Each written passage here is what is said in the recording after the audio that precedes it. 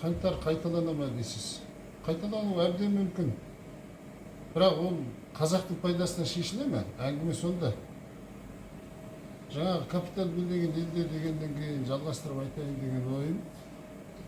Біздің барлық капиталды бауырына басып алған биліктің қазаққа ешқандай қайыр болмай тұр қазір. Бұқара халық бодандықтан құтылған жоқ. Мына қылышынан қан тамған қанды балақ билік күн өткен сайын қылпытып қанжары қайрап отыр. Қоғамды түбі жоқ түнекке түрмеге айналдырып бара жатыр. Енді қаңтар болған күнде де халықтың мына бағытымен